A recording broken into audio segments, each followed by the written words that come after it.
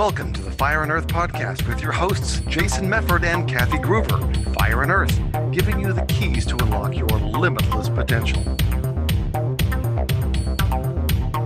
Welcome to another edition of the Fire and Earth podcast. I'm one of your co-hosts, Jason Mefford. And I'm Kathy Groover. And today we're going to talk about feeding your brain. Brain. That thing that's sticking inside our head as we're moving around every day. That 2-pound thing that's floating around in there. Yep. That thing that we use actually very little of. Yeah. Some of us less than others. I'm just noticing. I mean, not us, not anybody listening, but for those of you that have ever been outside or watched TV or any of that stuff. Yeah, we're not. Our objective here is to help you live up to your full potential. And we have to feed our bodies, we have to feed our soul, we have to nourish all of these aspects of ourselves. And one of the things that's not often talked about is what we're putting into our brain, those thoughts we're having, those things we're letting in, whether it's watching TV or eating bad food. We still have to nourish ourselves. So we're going to talk about nourishing your brain today. Yeah. So let's, kind of like you said, let's use the analogy, because a lot of times people don't talk about feeding their brain, but it's just as important as, like you said, feeding our soul or feeding our body. And so we can use an analogy like junk food, right? Junk food or even poison. Okay. If we put a bunch of junk food into our bodies, then our bodies feel it. We feel sluggish. If you've had a whole bunch of sugar, you end up having this sugar rush and then sugar plummet. People have gone through this, right? Or maybe you've eaten something and you got food poisoning. Right? So your body actually got a little poisoned. And so when it happens to our body, we recognize it. And hopefully we try to do something different or, change that. You got food poisoning, don't eat that thing again, right?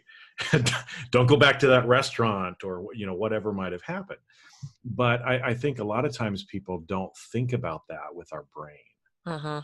And so I thought about this a lot because I see this, and we put lots of different things into our brain in what we watch, what we listen to, what we see, the conversations that we have. Those are the types of things that are helping to feed our brain. And the good, wholesome things that we put in our brain, the good, wholesome things we're going to get from it, the junk food or the poison that we put in our brain is going to give us that same impact to our brain as it does for our body. And so I'll give you a little story here, because my father-in-law passed away a few months ago. And I haven't watched the news, sat down and watched the news on television for many, many years, because I just a long time ago, realized, most of it's bullshit and they're just trying to scare you. And so I just kind of consciously choose to not really watch the news and realize that if something is important enough for me to know, I'm going to find out from it through some other source. So I haven't watched the news. Now, my father-in-law, again, towards the end of his life, we would go up and see him more often. And he had a ritual. I mean, every night at 5 o'clock, when the 5 o'clock news started, he would watch the news from 5 to 7, like whatever the time frame is there. And then he'd want to watch it again before he went to bed. And so I would sit there with him in the room and watch the news. And at first, it was kind of like, you have got to be kidding me, right? I mean, I live in the greater LA area. There's 20 plus million people here. And the things that they found to talk about were just crazy. Child brings knife to school in whatever. It's like, really, that's what we have to talk about on the news. There's nothing better to talk about than that. Girl raped in the back of whatever sort of thing. So it's they're bringing in like this very small percentage of everything that's going on. And I could just feel myself almost getting depressed, right? That as all of that is coming into my body, in my mind, that you start to think so skeptically of the world. and you start to think that the world is a horrible place where there's just kids bringing knives to school and people getting raped and murdered and bank robberies and everything else. And you start feeling that, and we have to do a timeout. Hello, right? Stop and think, because that's a very small capsule of what's actually going on in the world. But when we feed ourselves those things, that's what we start seeing. That's what we start thinking about. That's what we start believing. And all of a sudden we can go to a dark place pretty quick. Yes. And so it's the equivalent of taking a little bit of poison in with that junk food that you're feeding your brain. Yeah. So the whole news thing is such a great example. And we see what they want us to see. And so much of it is, spun a very specific way. And I know with what's happening politically right now, people are tied to the TV. And it got to the point where, I would come home, CNN was on, I would watch it, I would get angry, I would get frustrated, I would get irritated.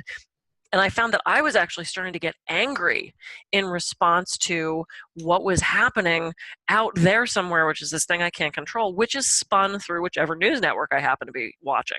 Mm-hmm. And I mean, I have some clients that literally, they wake up in the morning, they put on the news, it's on all day in the background, this next hurricane is coming through, da, da, da, and that's all they watch all day long. And that is absolutely affecting then how we respond and react to things. And, we talked about all these external things coming into our brain and how that's feeding us, but also remember, we have about 60,000 thoughts a day. 50,000 of those are negative. It's going to be a negative day. It's going to be a negative day. But I mean, that's just how, our brain is wired to respond to negative things quicker than positive things.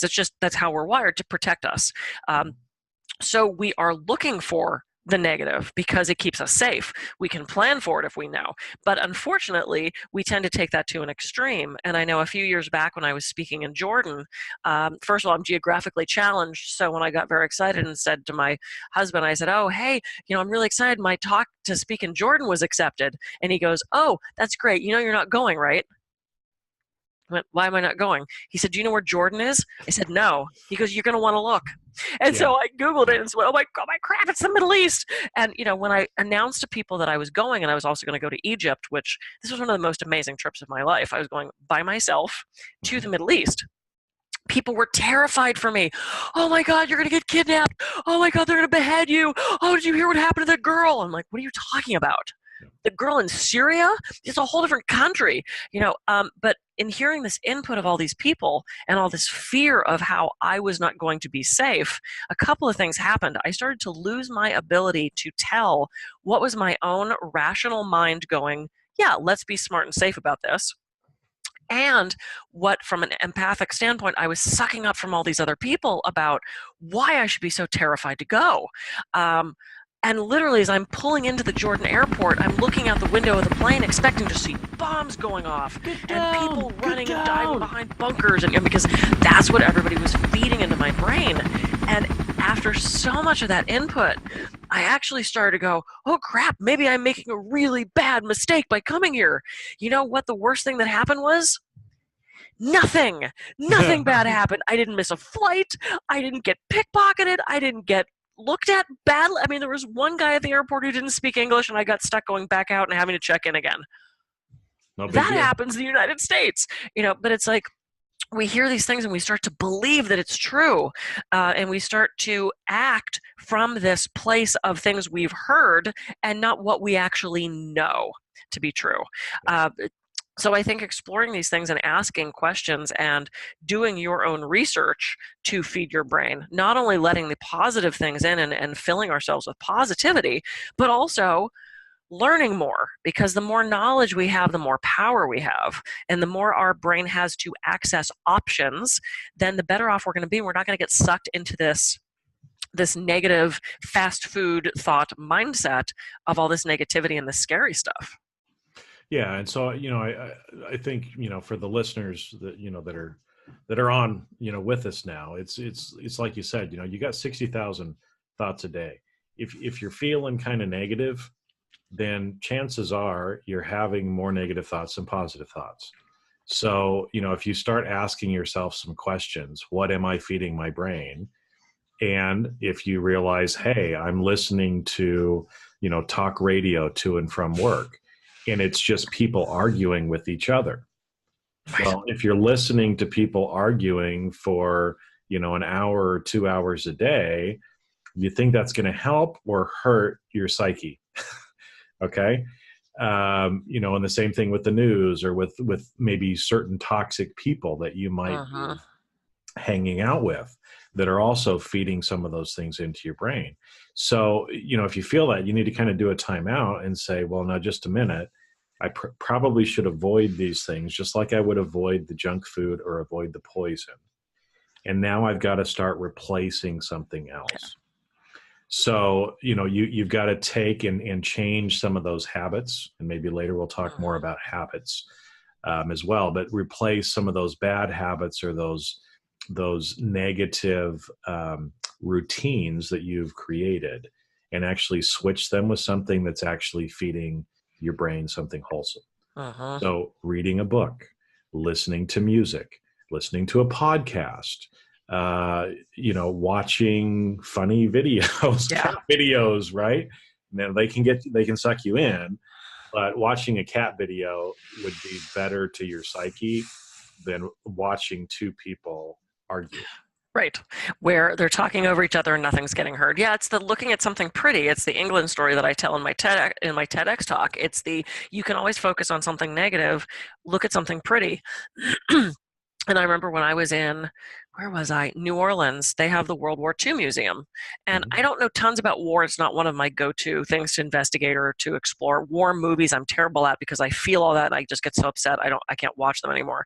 But I'm going through the World War II Museum, and I do find old photos fascinating. And because of my medical nerd stuff, if there's things about nursing or things about the medical aspect of war, I just think that's incredible. So I'm walking through this World War II Museum, and it is room after room of imagery of men dying on the field and legs missing. I mean, it was such horrible imagery. And about halfway through, I literally kind of stopped, and I'm tearing up, and I'm like, okay, I can't handle all this input anymore. It was like when you think eating that pound of bacon is going to be a really good idea, and then you get halfway through and you're like, okay, I'm going to puke, or all of the cookies in the package or whatever it is. It seems like so much fun. And then halfway through you realize, oh, this was a bad idea.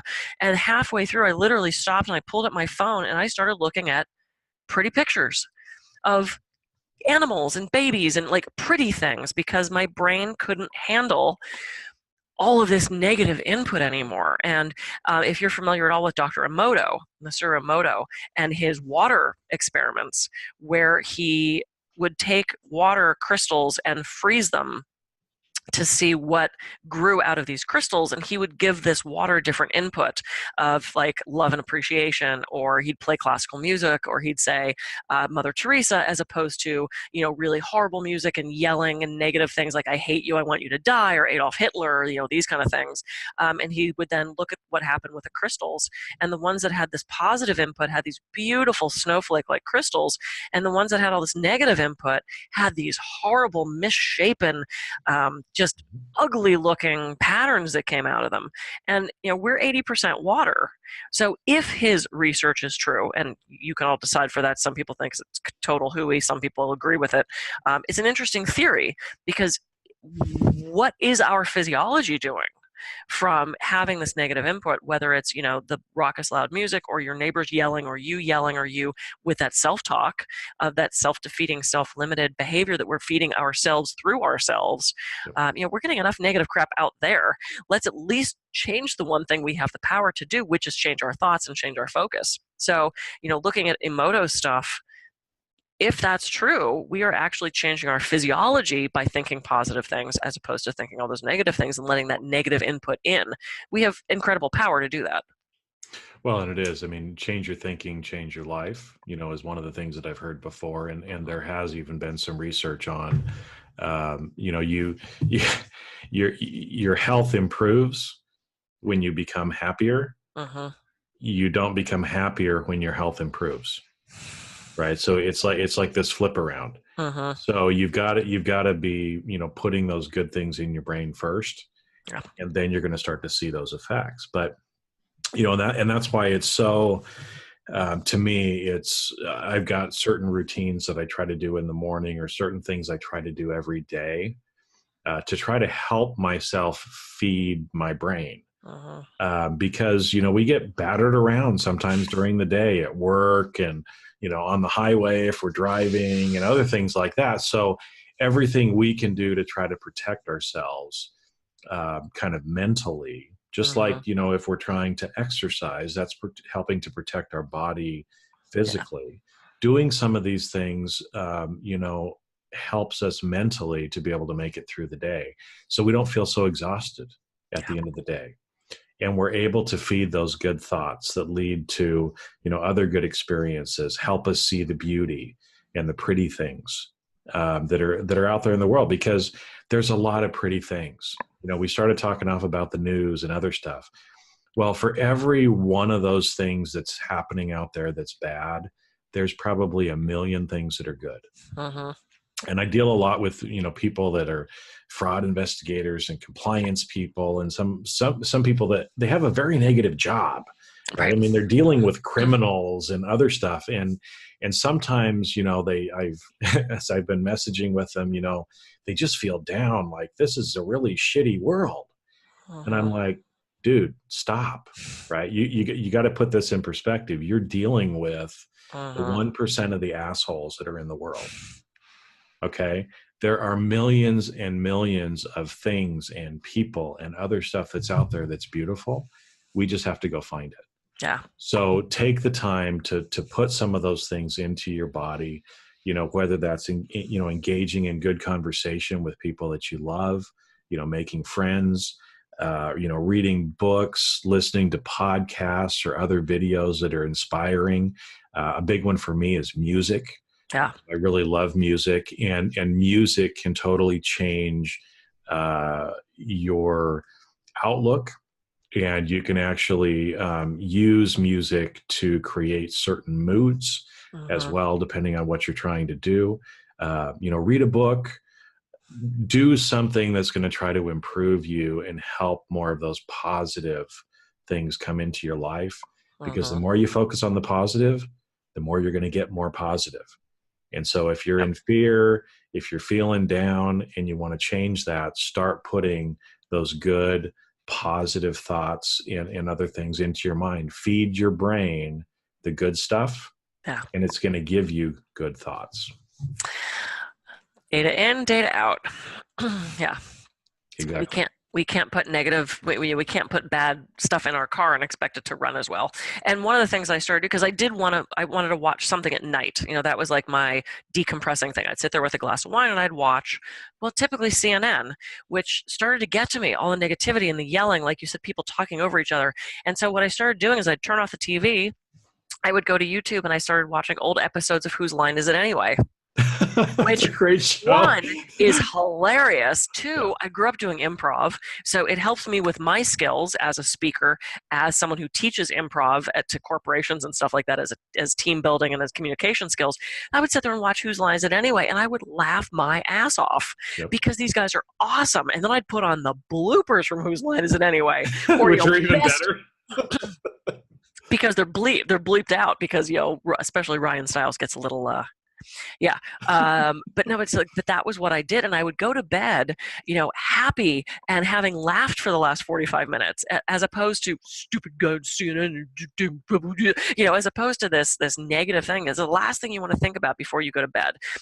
That half hour before we go to sleep, everything goes straight into our subconscious. If you're going to do your affirmations, if you're going to watch something funny, if you're going to do that right before you go to sleep, because it goes straight into our subconscious and allows us to make changes. So one of the best things we can do for our brain is affirmations right before we go to bed. Write them out in cursive. Remember longhand that you and I learned. They don't even teach anymore. But write that down, put that in your brain, go to sleep, wake up feeling fabulous. Wake up feeling fabulous.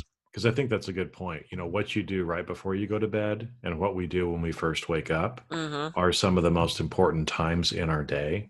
And so especially during those times when we usually control it. Yeah. We usually get to control when we go to bed and when we get up. So, take that time to actually fill that space with as much good as you can. because like you said, it goes into your subconscious, and that has a huge impact. One that we don't consciously understand. Bad pun. It was okay. Yeah. Okay. We won't dock your pay or anything. Okay. All right. Cool. Well, that sounds like, what we do before we go to bed. That's a fabulous place to end. So, just to do a quick recap, the same way we need to put amazing things in our body to nourish our cells, we have to do the same thing with our brain. Yes, eating right actually is part of that, but also those things that we allow in, those thoughts, that input from others, that input from TV, and, our own thoughts. We have to make sure those are as positive and happy as possible. And right before we go to bed, write some affirmations.